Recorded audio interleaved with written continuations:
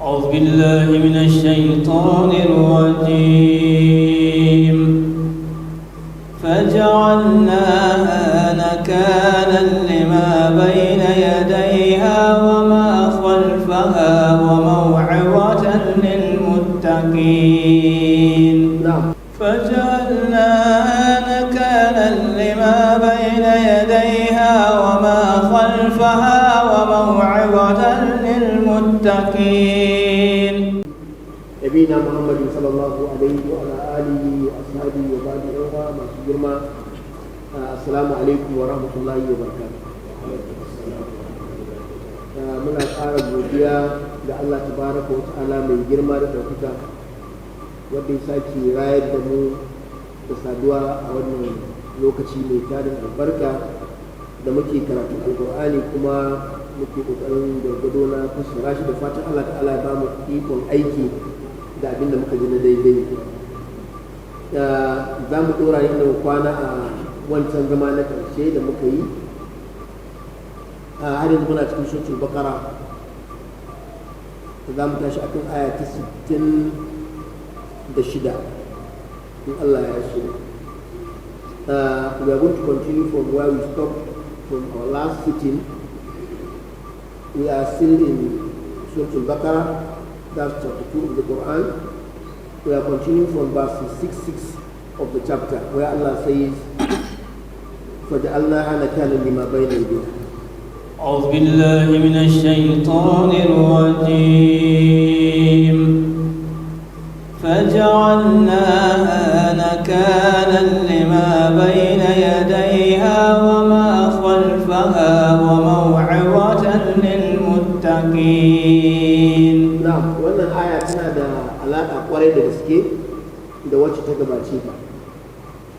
Aya ta 65 da Allah tabaraka wa ta'ala ya bayyana mana a ciki cewa ya yi umarni akan harshen Annabi Musa alaihi salatu wassalam da kada mutane su yi su kamun kifi a ranar Asabar. To da yake mutanen masu wayo ne, wayo kuma irin ta sako, sai suka cewa tun da ranar Asabar ne aka hana su, to bari su sa komansu na kamun kifi to ranar Juma'a, wato tarkonsu na kamun kifi. Sai kifin su taru ran Asabar su cikin koma su taru, ba za su ɗauki wato ainihin komansu ba sai ranar Lahadi. Wato kaga dabara ce ke in ban da ɗan adam ko shi za ka wa mara cinka dabara, kai kana da wata dabara da zaka kai da ba ka kawo ka motar na da kai wanda dabara ka ci. Wannan sabo da suka yi da wato karya doka sai Allah ta'ala ya maida su suka zanto birrai. Allah ta'ala ce wa laqad alimtumul ladina atadaw minkum fi sabti fa kunna lahum kunu qiratan khasi'in. Ai kuna sanar da waɗanda suka karya wannan dokan muka maida su birrai. To shi sa alaka take da wannan aya take da alaka da wannan ayan, sai Allah ta'ala ya ce faja'alnaha nakalan lima bayna, sai muka sanya mai da su wannan birrai din wanda suka saba doka ta zanto azaba da kuma darasi gawa lima bayna yadayha wa ma khalfaha, ya darasi ga waɗanda suke a wajen a lokacin gaba gare su a duk wa ma khalfaha, da mu da muke baya da muka zo baya ba mu gani ba amma Qur'ani ya bamu labari saboda kamar mun gani ne. Idan Qur'ani ya baka labarin abu kaman kana wajen ne, to sai Allah ta'ala ce an yi haka ne don ya zanto darasi ga waɗanda suka ga abu. Ga makwabcinka nan ya je ya sa kayan kamun kifinsa ranar Juma'a, ya ja kwashi kifi ranar abin nan ranar Lahadi, sai ga shi ranar biri ranar Litinin. Ya zo gida zai sallama, ba sallama sai biri ya shigo gida, aya gudu za a yi kuma shi ne mai gidan ya zo biri. kisa mu wannan al'umma Allah ya mana sauki abin da yake so mu tuba wa'annan abubuwa da aka wa magabata mu an mana sauƙin sa ta ga laifi suka yi kare doka suka yi mu yanzu dokoki nawa muke karya ashe ya kamata a ce da yawa cikin mutane sun zama biyar laifi Allah kawai bar mu muna yawo ko ba a istighfarin ba a tuba ba a son tuban sai dai ƙara sako ake to shi sa Allah ta'ala ce ya zanto darasi wannan azaba ga waɗanda suka gani da waɗanda ba su gani ba kamar mu Qur'ani ba mu labari faja'alnaha nakalan azaba lima bayna yadayha wa ma khalfaha gaba gare waɗanda suka ga abin da waɗanda suka zo a baya kamar mu mau'izatin ya zamanto abin wa'azi lil muttaqina amma ga mutane masu tsoron Allah wani ko ya ji wannan ba zai tsorata amma mai tsoron Allah zai ƙara mai sanin iko na Allah tabaraka da ƙudurarsa mutum gashi nan mutum ne baban wance da wani mijin wani wance gashi ya zama biri gashi ya dawo gida ya gane gidansa ya zo biri ya shigo gida wani yaya ba bayani domin harshen sa na biri maganarsa na biri abincinsa na biri komansa Allah mai da shi biri to shi sa malam a cikin tafsirin sa yake wannan sakamako ne na masu yin laifi da sabo idan Allah ya ga damar ɗaukar mataki a kan su tun a duniya yasa ya zo a hadisi amma yakhsha allazi yarfa ra'sahu qabla al-imam an yuhawwil Allah suratul himari malaika hadisi yace shi annabi sun ke cewa wanda ke daga kai gabanin liman a sallah mai ya yi sabo shi ma ya kai doka kamar yadda waɗanda aka ce kasu yi suran asabar suka yi to shi ma aka ce karka riga liman ya riga liman ya ɗaga kai sai a sun ke cewa shin baya tsoro wanda ke riga liman ɗaga kansa daga ruku'i daga sujjara Allah ya mai da kansa kan jaki sai ce alaƙa da ke tsakanin wannan da wancan shi ne an masu umarni sun saba shi ma wanda yake bin liman an ce ya saurara ya jira liman ya saba shi ma Allah ya dama sai mai da kansa kan jaki annabi ya wannan tsoratarwar ne domin mutane su bi doka a sallah ko ba a sallah a sallah ko ba a sallah duk inda aka ce ga wani doka nan an shimfiɗa ko Allah ne ya faɗi ko manzo sun ya faɗi ko kuma a doka ce an jitta ta saboda maslahan al'umma to kar mutum ya karya hatta wannan wuta da take rike mutum yana tuki kare karya doka ne aka saka domin maslahan al'umma ba a saka don abin nan birgewa ba kai ka tsaya shi ya wuce don kana karo a asarar rai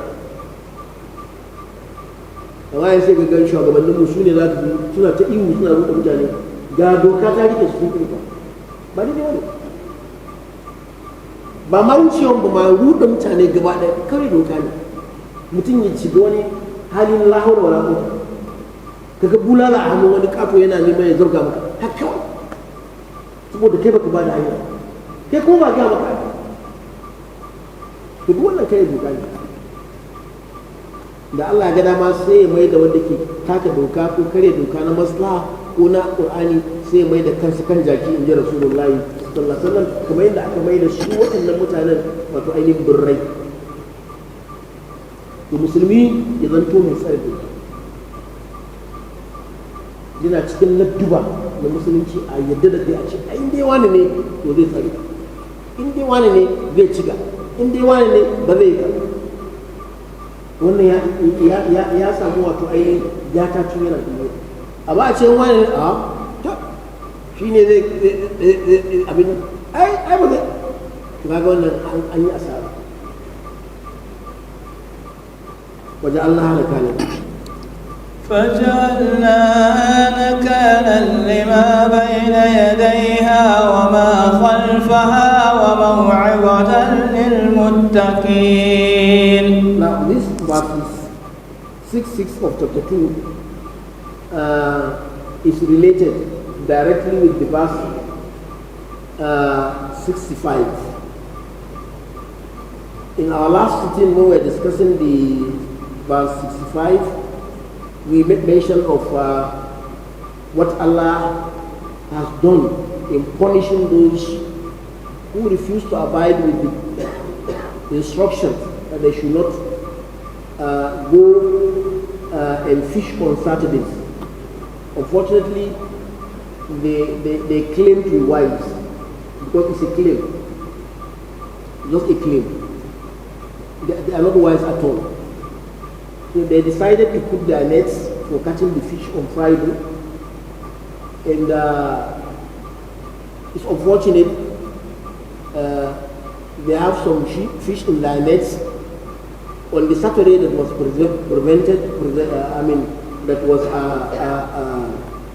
prohibited. Not until on Sunday, then they collected what has been caught inside their nets. Based on that disobedience, Allah subhanahu wa ta'ala turned them to monkeys.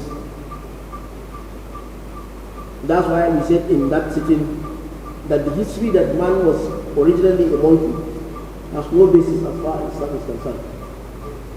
Monkeys are species that Allah created, but He has turned some human beings because of their notoriousness to be monkeys. But we are not as human that we originated from monkeys. Now here Allah is connecting this verse with the last one. فَجَعَلْنَاهَا نَكَالًا لِمَا بَيْنَ يَدَيْهَا. And we make that a punishment. Those who are turned to monkeys is to serve as a punishment. نَكَالًا لِمَا بَيْنَ يَدَيْهَا وَمَا خَلْفَهَا, so that it will serve as a lesson to those who are witness. You know, at that particular time, there are those who are having their neighbors who disobey Allah, and Allah turned them to be monkeys. You know, they came back home monkeys. I don't know how the Salama will look like when they are entering their family's house, because everybody will run away from them definitely. So Allah says they were turned to monkeys, and that served a lesson for those who were living, those who saw it clearly, those who are witnesses, and also to serve as a lesson to succeeding generation, unborn generation like we now. We did not witness the incidents, but Quran narrated it to us, and we believe exactly it has happened, as if we are there. That's why Allah ended the verse by saying, "Mau'izatan wa mau'izatan," so as to serve as a reflection, as a lesson, lil-muttaqin, for those who are God conscious and pious. And the lesson to be learned here is that a Muslim should train himself to be law-abiding, the laws of Allah, the commandments of Allah, and that of Rasulullah sallallahu alaihi wasallam, and of course by extension, any law that is made for the benefit of mankind. A Muslim should abide with it and should take it very serious. That's why I cited an example of the traffic light. Somebody will say, okay, if you go in the Quran, you are stupid. Quran has directly discussed manfa, generally. It's not a book that talks in every bit. It is a book that summarizes the whole content of the way you live a good life here and the life there. So, traffic light is a law that Sharia recognizes because it is there so as to save life. And many other crises that are less than that, but life is very expensive, so that group A will go, B will wait, and B will go, C will wait. The light is directed for easy trafficking and movement. So it will be a wrong idea for a Muslim to come and just say, no, it is something that is of benefit to mankind.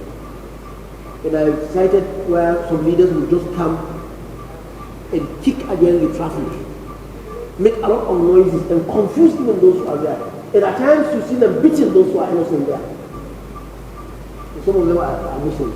That is actually going contrary to the law. It's not allowed in Islamic Sharia Allah is just allowing us. If not, He could have turned the head of those who are doing that to monkeys. That is the hadith of Rasulullah sallallahu alaihi wasallam. He says, one of you should fear if he raises his head before the Imam in sujood. Allah may turn his head to be that of the monkey. Of course, their own is a monkey, and this hadith is donkey, Imam. وإذ قال موسى لقومه وإذ قال موسى لقومه إن الله يأمركم أن تذبحوا بقرة قالوا أتتخذنا هزوا قال أعوذ بالله أن أكون من الجاهلين. شنو هذا كل شيء بقى ne ja aya za ki daɗi Allah ya kare mu da imani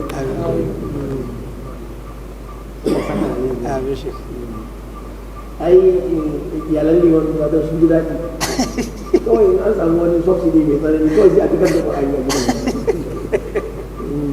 Allah ta'ala ya kama da sauƙi nan isa ne na ɗan Musa alaihi salatu wassalam da bani Isra'il mutane ne masu rigima masu taurin kai mutane ne wanda yake kullum kaji labarinsu ta kadarai ne bani Isra'il kuma har yau haka suke a duniya. Allah ta'ala ya ce wa iz qala Musa li qaumi ka tuna muna tunatar da kai muna sanar da ku yayin da Musa ya gaya wa mutanensa bani Isra'il inna Allah ya'murukum an tazbahu baqara Allah yana umurtan ku ubangiji tabaraka wa ta'ala yana ba da umarni cewa ku yanka wato ainihin sa kowane irin sa. Kuma wannan aya kamar yadda malamai masu tafsiri suke ambatawa shine a zamanin shi annabi Musa alaihi salatu wasalam bani Isra'ila suka waye gari an kashe wani mutum wanda ake kisa a Najeriya ne gizon ruwan dare misali a jihohin da aka kashe wani mutum to da aka kashe shi duk da irin barnan bani Isra'il sun san kisan rai wato abu ne ke kusatar da Allah tabaraka Allah bai san a kashe rai kowane irin rai sai da haka sai hankali ya tashi aka ce to waye kashe shi aka duba aka zaga aka bincika babu ba gano wanda ya kashe shi hankali ya tashi to shine Allah ya sanar da annabi Musa alaihi salatu wasallam cewa ya gaya musu su kashe su yanka sa idan sun yanka sa to su ɗauki ɓangaren jikin sa ɗin a daki wannan mutumin da shi zai tashi cewa da mai kashe kaga an gama saboda girman rai Allah baya so a taɓa rai saboda kashe rai ɗaya kamar ka kashe duniya shi sa a shari'a musulunci da mutum dubu za su haɗu su kashe rai sai an kashe su gaba ɗayan su mutum dubu sai an kashe su gaba ɗayan su a zamanin Umar dan Khattabi an samu wanda suka kashe rai da wanda ya nuna da wanda ya taimaka da wanda ya bada shawara ya ce duk a kashe su aka ce ya ya ce idan sana'a ita ce makwabciyar wato Saudi Arabia a yanzu Yaman ita ce babban birnin tarayya na Yaman a lokacin tana da jama'a da yawa kamar kace Lagos ko Kano ko Ibadan ya ce bari in ga muku idan mutanen Kano gaba daya suka taru suka kashe mutum da zan kashe su gaba daya saboda girman rai saboda a tsare rai amma yanzu gare a Najeriya da ne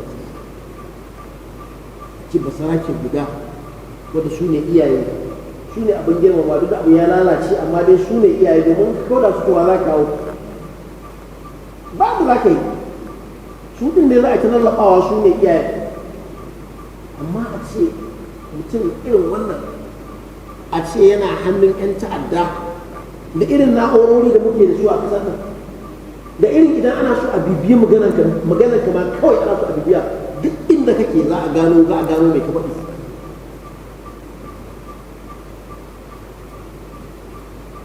wani ɗan security muna fita cikin dare karatu na NTA tsakanin karfe 4 da karfe 6 na asuba na kowane ramadan to za ka bar gida tun karfe uku wani lokaci sai motar ɗayan mai ɓaci to kuma cikin dare ne damar abin nan sai ake ta sai wannan sikiri ce ai na san lokacin ta ɓaci kuma na san da ta ɓaci saboda ana bibiya cikin dare abin ya ba mu mamaki ya san da ta ɓaci kuma da lokacin da ya ɓaci cikin dare a shi kenan komai ana ganin shi amma a ce mutum ya tsaya a hannun yan ta'adda yana wayo ku taimaka har a kashe shi wani matsala ce to su mutum ɗaya ne a gagawansa hankali ya tashi sanda aka ce to ga abinda annabi ya faɗi da za a yi annabi Musa alaihi salatu a yanka sa a ɗauki juzukin wannan sa a tafi wannan mutumin ya tashi ya faɗi wanda ya kashe shi domin a kashe wanda ya kashe shi to shine Allah ta'ala ya ce wa iz qala Musa li qaumihi inna Allah ya'murukum an tadhbahu baqara yayin da annabi Musa ya gaya wa mutanensa Allah ya umurce ku ubangiji tabaraka wa ta'ala cewa ku yanka wato sa qalu atattakizuna huzwa da mun takadare ne suka ce annabi Musa zaka mana izgili ne izgilanci zaka mana muna magana an kashe mutum muna magana ya za a tashi a ganewa zai tana cewa mu je mu ya sa zai yi ba mu labari shi kuma a wurin Allah yanda ya ce a yi haka yake so kai baka da zaɓi yanzu aka ce magari ba kai raka uku baka da zaɓi baka isa to na wanka kai bawa ne da babban azumi dukkan mu bayan Allah in yace kai sujura kai in yace kai ruku'i kai in yace kai abin nan a ɓoye kai a bayyana kai shine biyayya amma ba shi da biyayya suka ce za ka mana izgili gagawa nan muna gani kana annabi ka ce mu yanka sa a tattafi zula huzuwa annabi Musa alaihi salatu wasallam akwai haƙuri jarumi ne mai iya mallakar kansa inda wanne ba sai mun maka musu ashar ba ina annabin ina ga muku abin da kuna ce wai na izgili mutane annabi Musa da haƙurinsa sai ce qala a'udhu billahi an akuna min al-jahilin ina neman tsari da Allah in zamanto cikin jahilai wannan jahilci ne tambayar da wannan maganar naku na jahilai ne na ku ce min wai ba ku san izgili ni ne zan yi izgili ku a ce muku izgili ba sai ni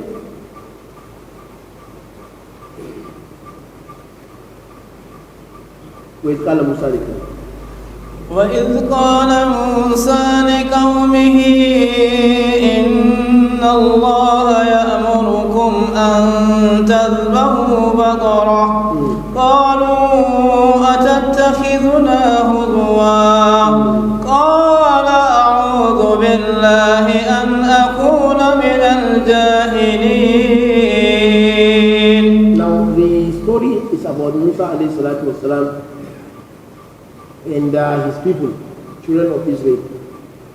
And you know, they are people who are very stubborn, very, very stubborn. And they are difficult people, very, very difficult, very arrogant people. And Musa has to be patient all the time with them. Now, as you have heard the name of Baqarah, which is the name derived even from the chapter itself, the longest surah of the Quran. The word Baqarah, that is the name of the chapter, is derived from this Isa, this story we have started today. And scholars of interpretation of the Quran in their books are saying the essence of this Isa that will follow verses after this verse is that a man innocently was killed and nobody knows the killer. And they came to Musa alayhi salatu wasalam seeking for his opinion on how to go about how to know the kill. Because killing a soul, as far as Islam is concerned, is among the most grievous offenses. It's a big offense. In fact, that's why in Islam, if individuals collaborated to kill one person, all of them should be killed. Because their offense is as if they have eliminated the whole world. and they are less than the whole world, so they should be eliminated. Now, Allah said here, وَإِذْ قَالَ مُوسَى لِقَوْمِهِ, remember when Musa alayhi salatu said to his people, Bani Israel, the children of Israel, إِنَّ اللَّهَ يَأْمُرُكُمْ أَن تَذْبَحُوا بَقَرَةً. Allah is commanding you, Allah is instructing you to slaughter a cow. Simple instruction. Simple instruction. And slaughter a cow means slaughter any type of cow. Whether aged, whether young, whether sick, whether fat, whether thin, just slaughter a cow. But because of their stubbornness, they told Alayhi Musa, they said, "Kalu atatakilna huzwa." Are you making fun? Is it a play? Are you serious? They are telling the prophet of Allah this level. Musa alayhi salam was so patient. So patient. It's among the prophets that Allah has mentioned severally in the Quran. If it is somebody who will just command for their arrest, of course, I may not know whether he have people who are going to arrest them or not, because they are very strong, very difficult. Now he said to them, أعوذ بالله أن أكون من الجاهلين. I seek refuge from Allah to be among those who are ignorant. As if he's saying that language they have used in touching his dignity is an act of being an ignorant person. If not, such shouldn't have been said to him. So he is asking Allah not to count him among those who are ignorant. So that is dua. And that was supposed to be of the reaction of somebody responsible and ideal. When people who are idiots, people who are actually not responsible, have uttered a word against his dignity and honor, we should apply them wisely, like one that Nabi Musa did to his people. قالوا لنا ربك يبين لنا ما. قالوا ادع لنا ربك يبين لنا ما هي. قال إنه يقول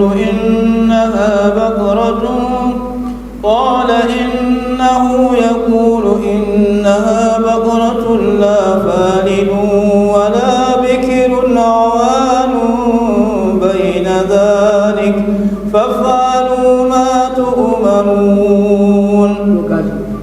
haka suke dama ba su da kunya. Bayan Annabi Musa ya nuna ɓacin ransa, ya nemi tsari daga Allah tabaraka wa ta'ala kan Allah ya sanya shi cikin jahilai masu irin ɗabi'a irin tasu.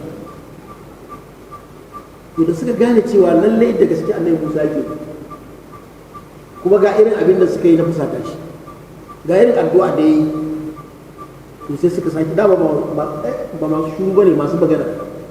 Ƙalu sai suka ce udu lana rabbaka yubayyin lana ma hi, ka roƙan mana ubangijinka. Kaga ka kalma ma akwai rashin ladabi a ciki. Ka roƙan mana ubangijinka, kamar ban da su a ciki, rashin ladabi a cikin maganar su. Ka roƙan mana ubangijinka ya bayyana mana mahi, ya bayyana mana da yake wannan sa yaya take, menene shekarunta, muna so mu gane shekarunta. Ta ga tashi hankali.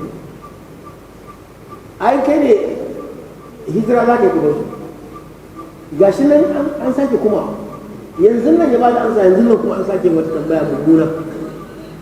Shekaru suke so a gaya musu. Mahi qala innahu yaqulu, sai ce lallai ubangiji ne yana cewa innaha baqaratun, wato sa ce la faridun wala bikir, ba tsohuwa ba ce sa'annan kuma ba budurwa ba, bi ma'ana shekarunta wato ainihin ba ta tsohe ba sa'annan kuma ba wai budurwa ce, ta riga ta zamanto wato wannan sa'in ta kasance tsaka-tsaka.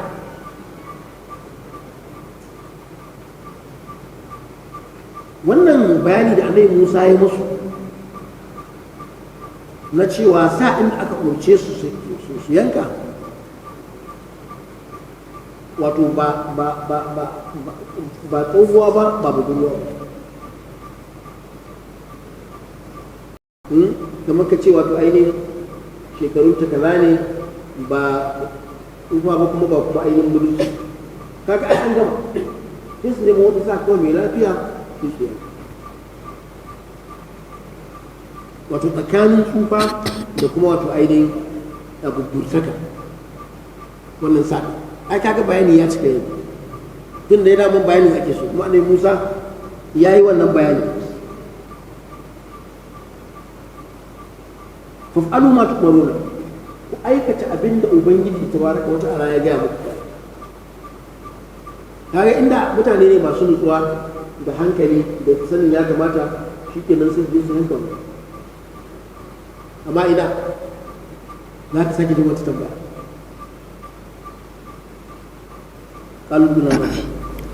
قالوا ادع لنا ربك يبين لنا ما هي قال إنه يقول إنها بقرة لا فارد ولا بكر عوان بين ذلك فافعلوا ما تؤمرون.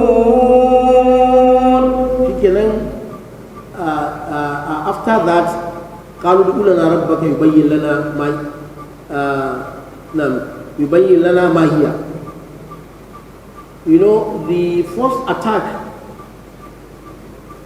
was that they said, are you joking? Are you serious? And then he seeks to be like them, being ignorant people. They posted another question. قالوا ادع لنا ربك يبين لنا ما هي. Ask your Lord, you Musa alayhi salam, ask your Lord for us so that your Lord will explain to us what kind of cow are we going to see. You want to know exactly the kind, precisely what is regarding to the age. You want to know the age limit, whether age or either or young. إنه يقول إنها بقرة لا فارض ولا بكر. He Allah, Musa said, Allah says that the cow being referred to is not an aged one, not an old one, and it's not also a young one. You can see the description of the prophet, very clear, not aged and not young.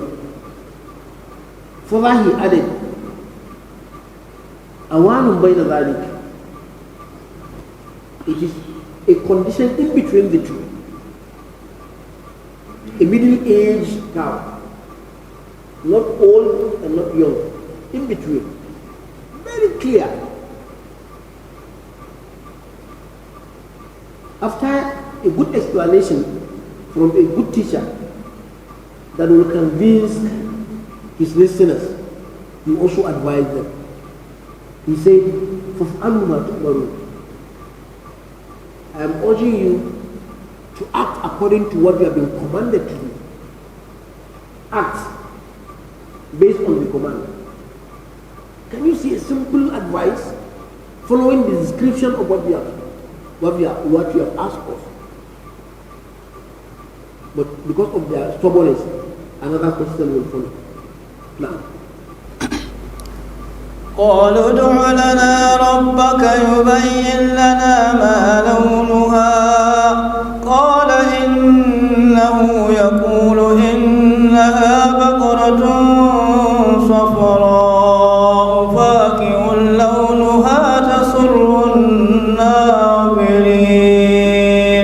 Allah Ta'ala ya ce bayan Annabi Musa ce da su wato tsaka-tsaka ba tsohuwa ba budurwa ba, kuma ya ba su shawara ya ce ku aikata abin da Ubangiji ta Allah ya ce ku. Ba su yadda ba su sake cewa qalu ud'u lana rabbaka, ka roƙan mana ubangijinka yubayyin lana ma launuha, ya bayyana mana wato ainihin launin wannan sa. kaga an tsallake shekaru an dawo launi saboda takadarancin bani Isra'ila suna son su gane launuha menene launin wannan sa qala annabi Musa ya sake bada jawabi innahu yaqulu lallai ubangiji baraka wa ta'ala yana cewa in gaya muku yaqulu innaha baqaratun saci safra wanda yake wato ainihin fatsi mai kyan launi kuma fatin launin hata shirin nazari launi ne wanda yake yana sa duk mai kallo ya samu farin cikin kallo da so da ƙauna kuma su masu wannan saɗin su ma suna ƙaunan kayansu kaga sun ƙara wahal da kansu da tun farko ne sun yanka sashi ko gaba na biyu kuma da sun yanka wacce ba tsohuwa ko ba budurwa ba da an wuce gaba na uku yanzu sun nemi launi an gaya musu launi da sun yanka da shi kenan amma ba za su shiru ba sai sun ƙara tambaya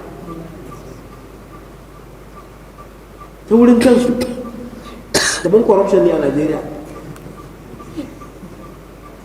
kullum ƙaruwa yake launi kala kala ana fama da nan ana gudu ana fama da nan ana gudu ai shi ya kashe kasar kasar ta mutu ne saboda corruption cin hanci da shi kala kala launi daban-daban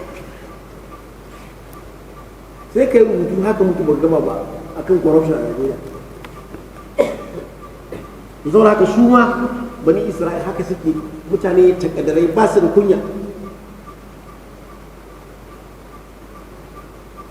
قالوا لنا ربك قالوا ادع لنا ربك يبين لنا ما لونها قال إنه يقول إنها بقرة صفراء فاقع لونها تسر الناظرين. Again, after telling them about the cow, that any other cow, no matter the nature of the cow, just any cow, they refuse. They ask a question of knowing the nature, wanting to know the age limit, and that was explained in between aged and young. They are not satisfied. They still ask, what is the color? What is the color?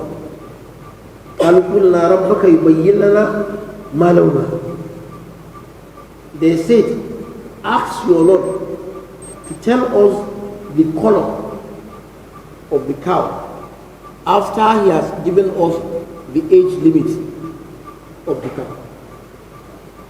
You want to know? And then Musa still responded, قال إنه يقول. And then Musa said, Allah says, إنها بقرة. It is a cow. فاقع لونها تسر الناظر. The color of the cow is yellow, a very bright yellow. Not only bright, but pleasing to look at. You'll be having joy and happiness when you look at the color. And the owners of the cow also are pleased, are happy when they see their cow. They like their cow. You don't know the likeness of a cow to a cow until when you meet a Fulani man who knows Allah who knows how much an honor a cow should be given. The beauty of the cow, and especially when they are coming back in the evening to home. You have joy in looking at them, and especially when they are fresh, when they are eating good, actually enough of grasses, they are satisfied. You see them very fat, very fine looking. And we have this in Nigeria, and especially in the rainy season of this nature. And so in some areas also, you look at them and you are happy. When you go to Mambila, and you see their cow.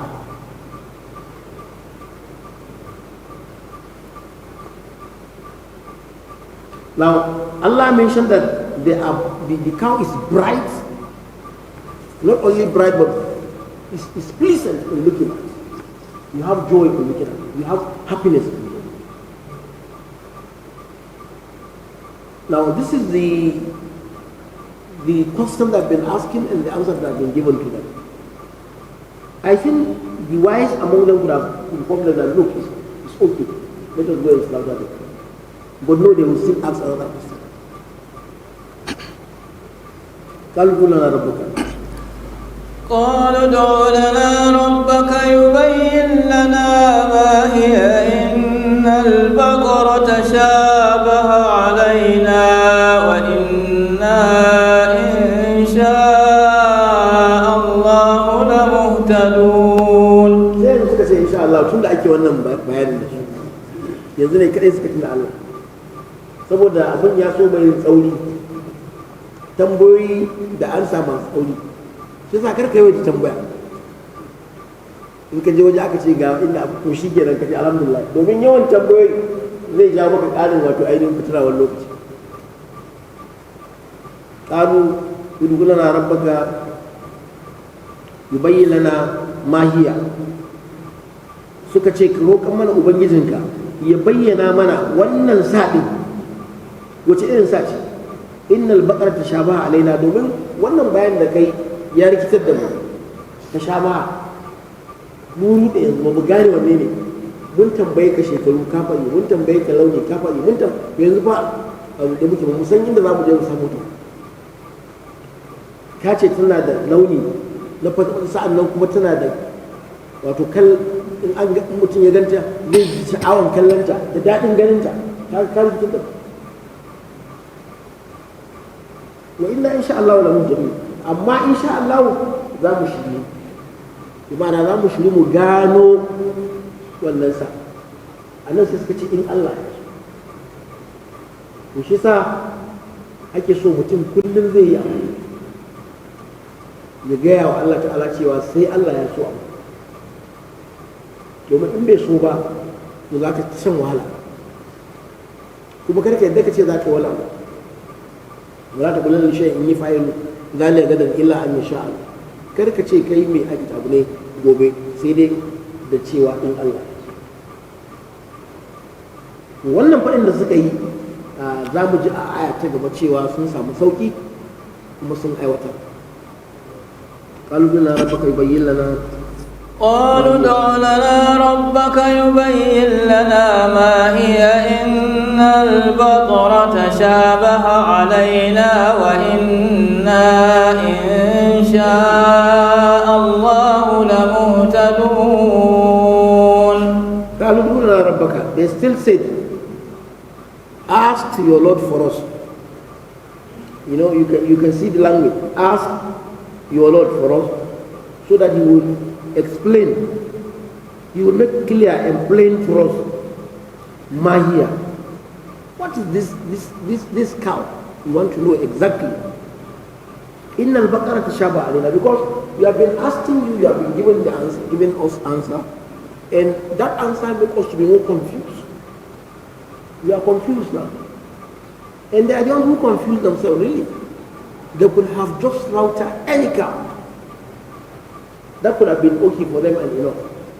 Now they put themselves in confusion. And they are now accepting that they are confused. وَإِنَّا إِنْ شَاءَ اللَّهُ لَمُهْتَدُونَ. Inshallah, if Allah so will, we are going to be guided. That's why anything you want to do, don't forget to mention Allah. That if Allah will, I will do so and so tomorrow if Allah will. I will do this in the next 1 hour if Allah will. I will do this if Allah so decree. And Allah will easy it for you to have it done. Even if you not do it then, Allah did not will and you have mentioned Allah. So mentioning Allah is part of what is expected of a good Muslim whenever you are making a proposal of doing anything. Inshallah, to this point, we are going to call it a day. If we are to follow the qissa, it may take us actually beyond what's supposed to be of our time. But inshallah, in the next sitting, if you are still alive, we are going to continue with the question of the Banu Israel and the answers to the point when they slaughter the cow and they use part of it to beat the dead person, and he raised up and he said, so person killed me, and he died again. May Allah save us from killing an innocent soul. All must have said of goodness is from Allah subhanahu wa ta'ala. Any form of mistake is not intended. I pray Allah Ta'ala to pardon me and forgive all of us. Assalamu alaikum wa rahmatullahi wa barakatuh.